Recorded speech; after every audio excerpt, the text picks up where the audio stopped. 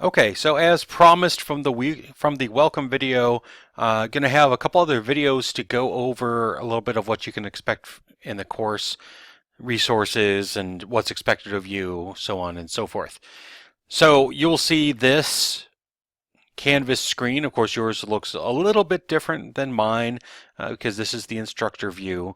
And some of these things look like this because I'm actually still building it.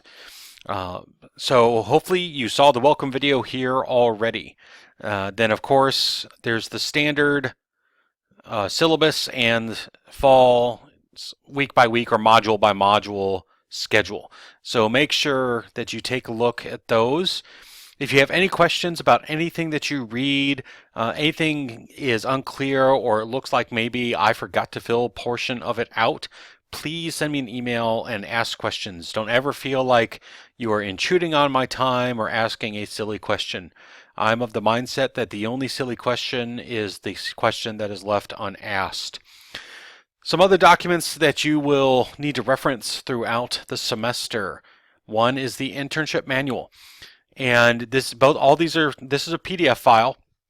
And with the internship manual, it's got all the forms in it that you'll need, but I've also broken those out and placed them within each module where you need to submit them.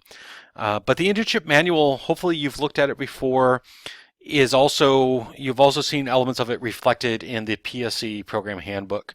So I hope there's no new information there for you, but really just kind of helps reinforce what we're going for with this internship course, that it's about you as the student gaining hands-on experience as in some sort of administrative capacity in post-secondary education administration.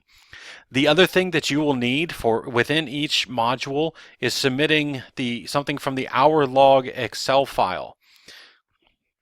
And I'm going to have a different video where I walk through what you need to do with that log file. So more on that to come in a separate video. I want to make sure that I kept that separate. So if you need to reference it throughout the semester when you're submitting those logs in each month, that you didn't have to go back and watch this and try to remember at what point I brought that up. Something else that I will be referencing and is referenced in a couple of the different modules in terms of the readings and the discussion forums are the professional competencies from ACPA and NASPA. And this document has actually just been released. I received it via email last week, so in the middle of August, and it's a set of rubrics that go along with the professional competencies document that were adopted in 2015 by the two national associations for student affairs and higher education administration. So click on that, take a look at it. You'll get a sense for how the competencies are divided, and I think it's a very useful document. And so again, we'll be touching on that at a couple different points through the semester. I might have a guest speaker who I'd record an interview with and post it for you to talk about those in terms of their utility and usefulness to us as professionals in this field. So within every module, you'll see there is a readings page.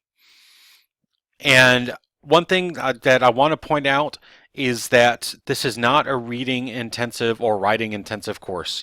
I've got 1 to 2 readings for each month. And there are 5 of them in this semester. And I've lined them up based on some generic themes, and or not generic, but general theme for the month.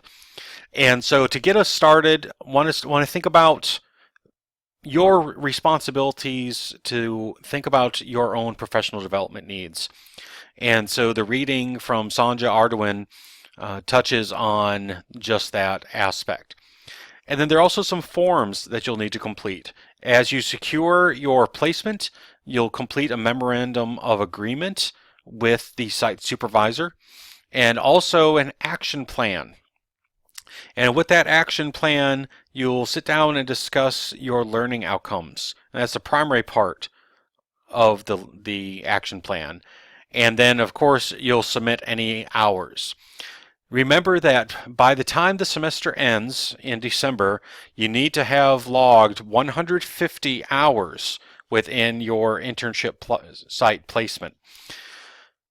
And that can come in any number of forms.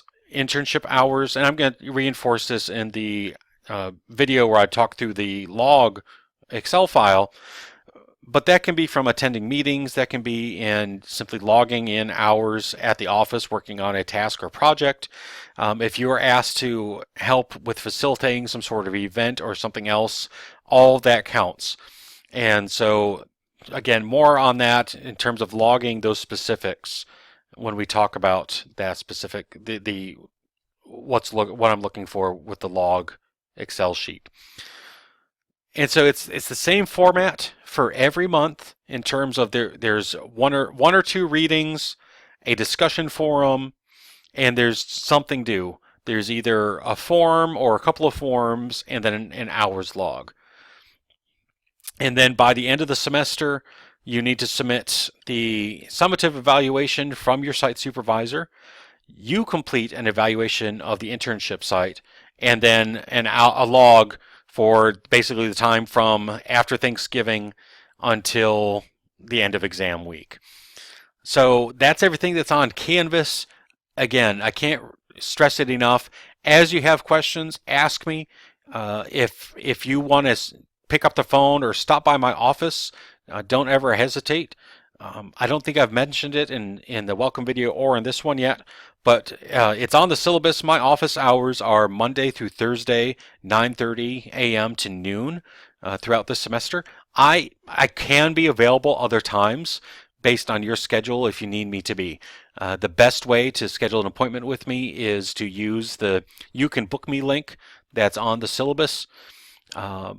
Or if you need a time that's outside of that office hour windows, give me a call, 270-809-3588, or shoot me an email, bburke@murraystate.edu.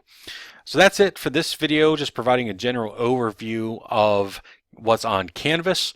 More details to come about the hours log sheets.